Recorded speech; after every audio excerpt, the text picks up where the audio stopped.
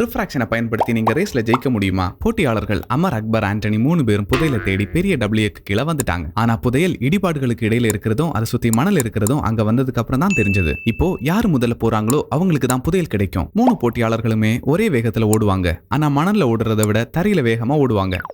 இதனால புதையல் எடுக்க நிறைய பாதைகள் இருக்கலாம். ஆனா ஒவ்வொரு பாதையில் போறதுக்கும் வேற வேற நேரம் எடுக்கும். அமர் ஷார்டஸ்ட் டிஸ்டன்ஸ்ல இருக்க பாதையை தேர்ந்தெடுக்க முடிவு பண்ணனா. அது ஒரு ஸ்ட்ரைட் லைனா இருக்கும். ஆனா இந்த ஷார்டஸ்ட் டிஸ்டன்ஸ்ல இருக்க பாதையில ஷார்டஸ்ட் டைம்ல போயிட முடியாது. ஏன்னா மணல் பாதையில போக நிறைய நேரமாகும், ஸ்பீடு குறைஞ்சிடும். அக்பர் மணல்ல போகாம கொஞ்ச நேரத்திலேயே தரை வழியா போயிடணும்னு முடிவு பண்ணனா. இங்க அவனுக்கு மணல்ல போற நேரம் மிச்சமானாலும் தரை வழியா போற டிஸ்டன்ஸ் அதிகமா இருக்கனால டோட்டல் டைம் அதிகமாகிடும். ஆண்டனி கிட்ட ஒரு ஸ்பெஷாலிட்டி இருந்துச்சு. அவன் ஒரு பிசிக்ஸ் ஜீனியஸ். இந்த சினாரியோவை பார்த்த உடனே அவனுக்கு ரிஃப்ராக்ஷன் ஆஃப் லைட் ஞாபகம் வந்துச்சு.